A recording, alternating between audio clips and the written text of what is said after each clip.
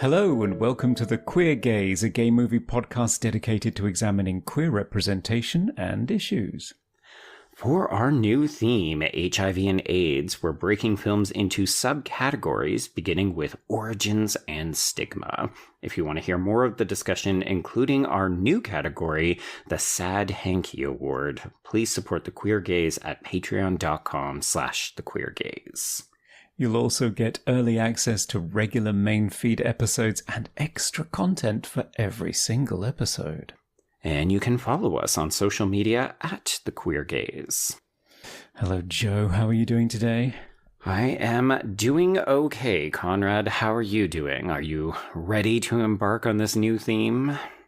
I am indeed, yes. And what was interesting was delving back into the experience of this topic in the early 80s, which I remember dimly from my childhood as being this scary, scary time. Yes, I think we are both a little bit younger than a lot of the people that we're probably going to be discussing or witnessing in some of these titles. But I will say that even as somebody who kind of came of age in the mid to late 90s, the specter of HIV and AIDS was still everywhere.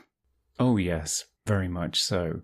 And the stigma attached to it. And I think that's going to be the cornerstone of this early part of our new topic. Yeah. And folks, we're not going to pretend like this is going to produce a bunch of like happy, jokey conversations. We are going to do our best to not get down in the sad feels of it all the time. So hopefully we've got a variety of different types of films that we're going to discuss that's going to offer us a breadth of discussion. But yeah, I will confess that we did delay this a little bit because we were originally going to kick off 2026 with it. And we just said, the world needs to stop burning before we go into the sads. Yeah, absolutely. Yeah. Well, that having been said, what's our first title? Okay, so I discovered, looking at a variety of different queer publications and listicles, that there were a couple of things that we could begin with, but in keeping with this idea of, yes, origins and stigma, we're going to begin with one of the earliest texts that I could find. It's a TV movie from 1985, directed by John Erman, who is gay, written by Ron Cowen and Daniel Lipman, who are a gay couple. And then it's based on a story by Sherman Yellen, who is not gay, has a wife and 2 children. I mean, I don't want to speculate on sexuality, but probably less queer than the others, we'll say. So the movie at hand is called An Early Frost, and it concerns young attorney Michael Pearson, who is played by Aidan Quinn, who hasn't told his parents Nicholas, Ben Gazzara, and Catherine, Gena Rowlands, about his homosexuality, or his long-term partner, Peter, who is played by D.W. Moffett. So, unfortunately, we learned relatively early on in this movie that he has contracted AIDS, so it's not even HIV. It's like he has AIDS at this point. And this is 1985, so this is when the diagnosis is a death sentence. So the movie chronicles his move home to white picket fences, small town from big city Chicago. He has to come out. Peter comes for a little bit, although we also had a bit of a falling out as to maybe who's to blame for contracting the illness. And the parents have to come to a kind of reconciliation, a reckoning with not just the fact that their son has been lying to them, but that he is queer, but also that he is sick and is likely going to die. Yes, it's a lot that he unloads on them in one weekend. Truly, yes. So what I found most interesting about this, just casting my mind back, is just imagining what the landscape was, because this was a TV movie. Yeah. Which makes it feel even bolder because the TV world was very strictly policed, not least because it was just 3 channels. It was a monoculture. Largely a 3-channel system in the US, and obviously driven by sponsorships, by advertisers. There were only certain things that they were comfortable attaching their names to, and that sometimes made or broke what appeared on television, so it editorialized in a number of ways. And of course, this was not a popular or attractive topic for advertisers. This is probably the first representation, certainly in a long-form story. I believe, looking it up, I think it had appeared, we'd had AIDS appearance and elsewhere in one episode. Right, so yeah. It was treated, as a topic of the week for a medical show. Mm-hmm. It was being discussed in documentaries and news programs, but we had not seen a sympathetic depiction of a gay man with AIDS before then. So quite brave for NBC. Absolutely. And, if you hit up the Wikipedia page, there's not a ton of information about this, but they do talk about the ratings, the struggles, and also somewhat the financials. So, one of the pieces about the development is that this underwent 13 different rewrites to satisfy standards and practices, to which I say, what about this is considered offensive? I mean, I guess we're getting the most acceptable version of the story, but I wonder because, I was keeping track. Originally, we had a Chili Pepper Award that we would talk about in terms of sex and intimacy. And the closest we get is the suggestion that these two men share a bed. I don't even think we see them kiss. No, we don't. I don't think we see them touch each other. They may hug. Maybe once. Yeah. He does hover over the bed in the morning once. Yes. Yeah. But then they quickly establish that they'll be sleeping in separate beds from now on. So, yeah. I guess that was one of the main criticisms of the film at the time, or subsequently, retrospectively, looking back at its place in history. Mm-hmm. It centers the impact on the straight couple, middle-class couple. Yeah. It's not particularly interested in Michael and Peter's relationship. No. And they're very much sidelined, and we do not get to see much of their life together. But apparently it was groundbreaking, even showing two men who clearly had a relationship in this way, rather than having the safe, comical, queer camp figure, which we still get. we still the whole birdcage of it all. We still get that. Yes, the safe ones. So this was quite dangerous, showing two young professional men who were getting it on, and it doesn't shy away from that. Yeah, I will say one of the things that we have to remember, especially as, I'm not going to say elder queers now as we, move into our 40s and so on. But, I think it's very easy for us to get up on our soapboxes and say, oh, well, they're doing all these things and they're not doing it quite right, or they're not being as progressive as they think. And you're right. This was revolutionary. Like, we have to be able to contextualize this text in a landscape that just wasn't doing this kind of representation at all. So you mentioned advertising being a dominating factor in decision making. And like, one of the other pieces about this is that, sure, it was watched by a fuck ton of people. Like, as you said, there were only a couple of different networks that were available at the time. So obviously every rating is much, much higher. But like a 23.3 share, 34 million people watched this. Those numbers are massive, like undeniably massive. But it still says there's like almost a caveat asterisk at the bottom of this that says the network loses $500,000 in advertising revenue because nobody wanted to advertise on it. So it wins a bunch of Emmys, and, I think it gets a Peabody or something, but it's still, the Golden Globe Award. There we go. But nobody wanted to be associated with this. So at the end of the day, the network still loses money on it. Yeah, it's amazing. Yeah, I think it was Sylvia Sidney that got the Golden Globe. Yes, that's the grandmother. Who plays Grandma, yeah. So even though you say nobody wanted to be associated with it, it's a hell of a cast. Oh my God. This was one of the main reasons I was like, oh, okay, we should definitely try to cover one of the earliest texts that we can find. But I anticipated it was going to be some low-budget independent film that nobody really knew anything about. This cast is star-studded. Like, I kind of love that the actor said, no, we'll get on board with this because this is an important story that needs to be told. Yeah, absolutely. Yeah, Aidan Quinn is your leading man. Identifies as straight, as far as I'm aware. I think he was hot off of Desperately Seeking Susan at this time. So Is that before or is that afterwards? I think it was afterwards. This would have been the same year as Desperately Seeking Susan. Yeah, so he was hot at the time, but I think he was more of a theatre actor, because I saw an interview with him where somebody's obviously asking him the question, you were a young actor at the time. Right. What on earth possessed you to take this role? And as far as he was concerned, he just did not care, and has never cared particularly. He's a theatre actor born and bred. There were lots of people in his community who were suffering, they were losing because of what was going on. Yeah. And he wanted to tell this story. He really did not give a flying fuck about his commercial viability afterwards, and never has done, and has always treated himself, or felt like, a bit of an outsider. And it's just through luck of people like Brad Pitt liking him and dragging him into his movies that he still has the comfortable career that he's had. But yeah, so Aidan Quinn, right at the moment when he's really breaking out, Sylvia Sidney, Ben Gazzara, Gena Rowlands. You've got Terry O'Quinn, Locke from Lost, as one of the doctors. Tiniest little roles, yes. Yeah, he's got a scene where he just sort of corrects all of the misgivings and doles out lots of public information.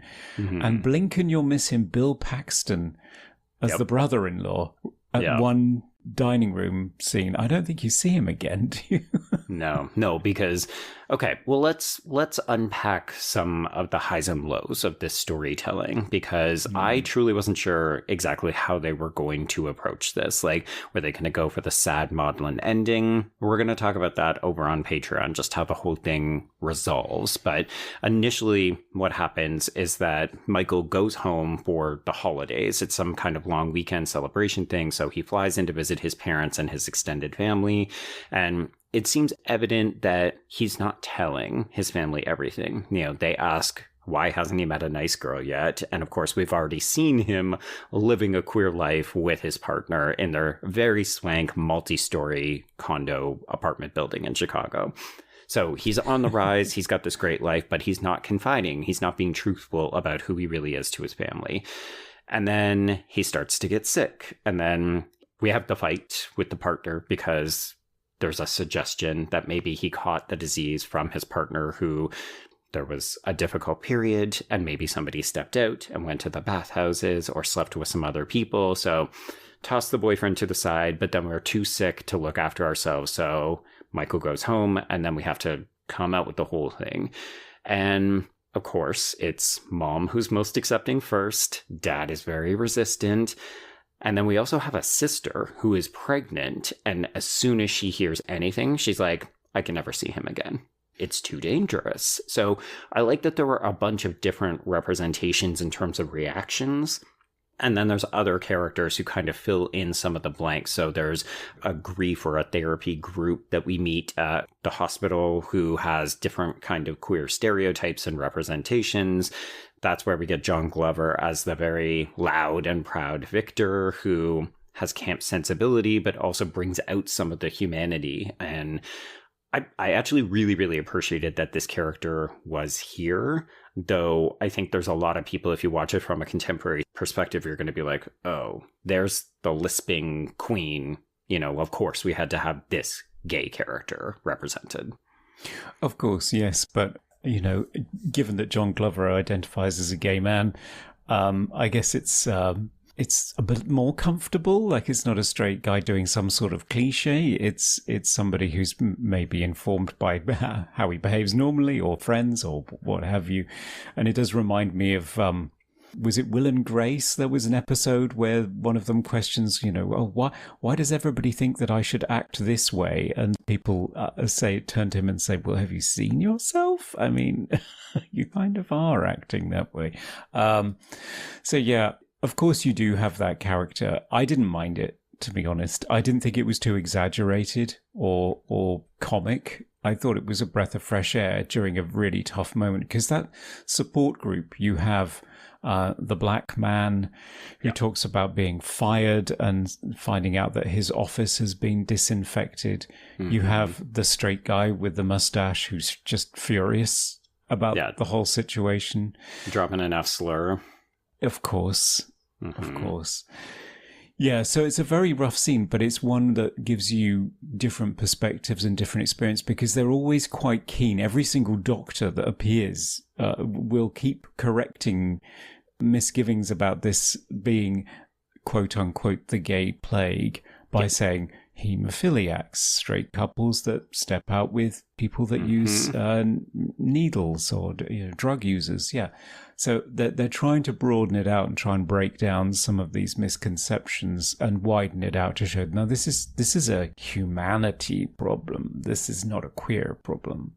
Yeah, if anything, it just becomes most visible amongst a minority group that is predominantly queer. But yeah, I mean, I think the thing that people often want to disregard is the fact that it was really coming up at the same time. Like, this is 4 years after the CDC identifies or names or says, this is basically when HIV and AIDS starts to come onto the scene and we begin to track it and so on. So there's a pretty quick turnaround time between when the disease is first identified as making a bit of a splash in North America and then getting this TV movie. But yeah, one of the things I really appreciated is the role of the different doctors in identifying, clarifying, dismissing falsities, like Susan, the sister, is a fucking despicable character.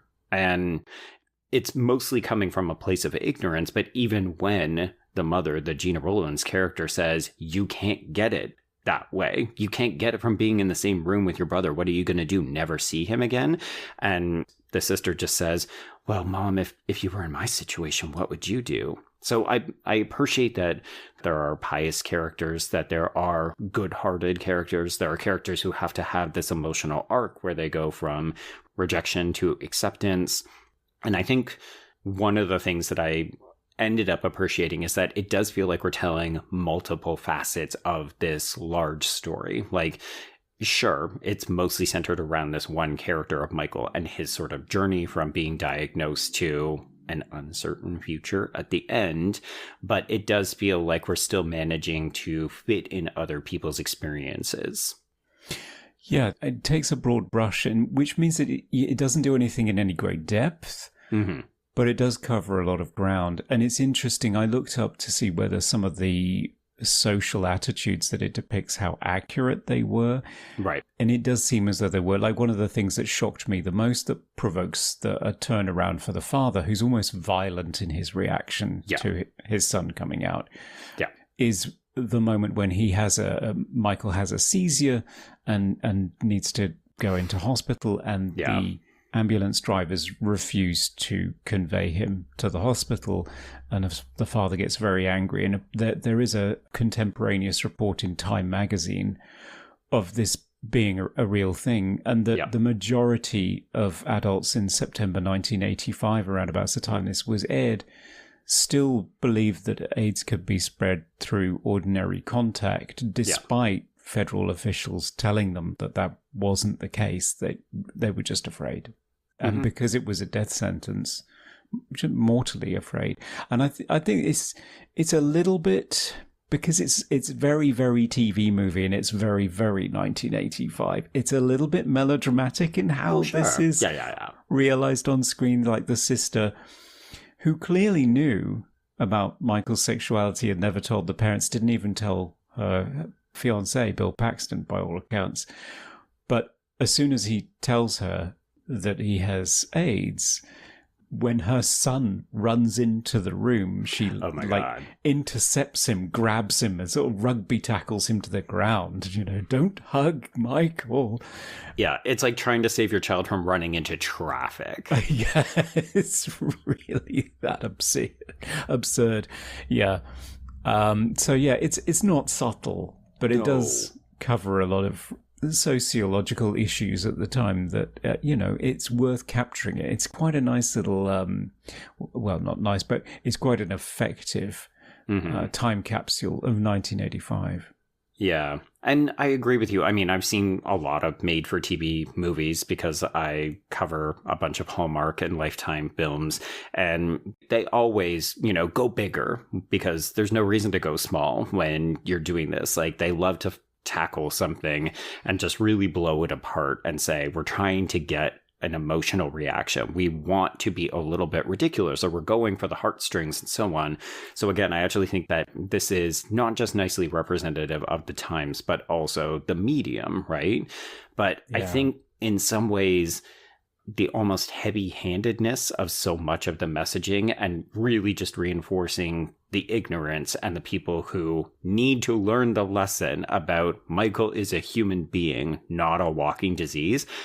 It feels so over the top and a little bit ridiculous. I think probably did even then, but it's also important to hit all of those markers because in some ways this is also educational. Like we are trying to get rid of the stigma and educate people who are only seeing the headlines or who are only referring to it as the gay plague or the gay disease and so on. So it's like we have to cut through the bullshit. We can't have anybody questioning whether this is real. Like, what are the facts? So this movie actually does a really good job, which I was shocked at in 1985 of being like, this is fact and this is fiction. Stop confusing them.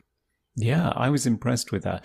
And it's good that it tries to do that without demonizing the family, because I think that was one of the sticking points. One of the reasons for the sort of 13 rewrites or whatever it was is that the network was very keen that the straights didn't look evil, which is really hard. It's tough. When they are dealing with so much misinformation and they are so ignorant and so reactionary. Yeah. And they manage to do that without losing their humanity either. Like you can see the father is probably the sticking point, but aren't fathers always the sticking point? Well... Yeah. Yes. I'm going to say I want to dig into this a lot more because I think that there are specific scenes and certain reactions and that kind of stuff. But I feel like maybe this is the point where we flip over. So, folks, if you want to hear the rest of the discussion, I'm going to invite you to join us over on Patreon. So it's patreon.com/thequeergaze. It's $3 a month. We have bonus episodes for every single main feed episode, including this one. So if you want to hear where we're going to go, if you want to hear the moment that made Conrad cry like a young child. No, I'm just kidding. I have no idea. I'm willing to bet this did not work its charms on you. But if you want to hear that discussion, please join us over there. If not, that's fine. We'll be back in a couple of weeks. And in the meantime, if you have any thoughts or reactions, if you were lucky enough to catch this when it originally aired and you've got stories that you want to share with us, you can reach out on the socials at The Queer Gaze, or you can shoot us an email at thequeergazeshow@gmail.com. But we will be back in 2 weeks and we will be jumping ahead to 1993. We're going to be coming back to Canada, Conrad, and we're going to be talking about a musical called Zero Patience, which is about the gay flight attendant who allegedly brought HIV AIDS to North America. Ah, Patient Zero. Patient Zero. Yeah. Okay, so that's where we're going next. And in the meantime, go and watch a queer film.